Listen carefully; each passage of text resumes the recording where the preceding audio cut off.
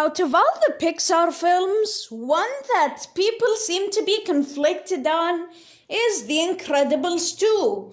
I mean, lots of people hate it, lots of people love it, but from what I've seen, most people are in between.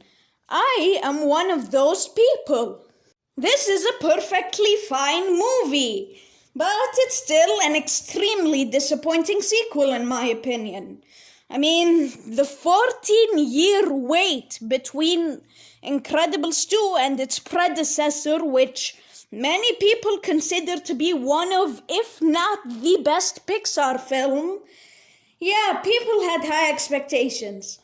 One thing I've noticed about this film is that it really works while watching it in theaters. I mean, take the screenslaver monologue, for example.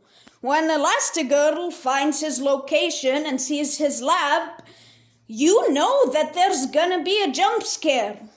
And this makes you tense, but if you're at home, you can just lower the volume. I mean, watching this film at home, I felt little emotion, but the theaters really helped this movie, in my opinion.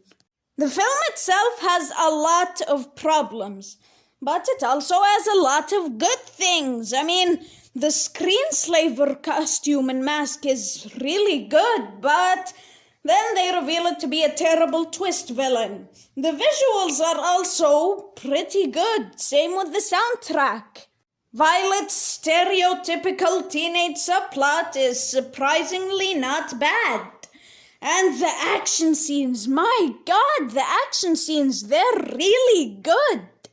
They utilize their powers in such smart and creative ways.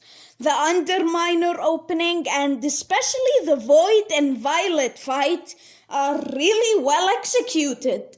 But at the same time, Jack gets way too much screen time. I don't like seeing him on screen. I mean, he has a few good moments like the raccoon fight, but pretty much everything else that he's in is annoying and unfunny. And my God, the twist villain is terrible. I like the screenslaver's costume design and his monologue is really good. But the reveal is rushed and the time she gets to be evil is terrible, really. And Bob and Helen are extremely annoying and unlikable in this movie. Bob has this whole jealousy thing going on, which sounds good and funny on paper, but the execution is really not that good.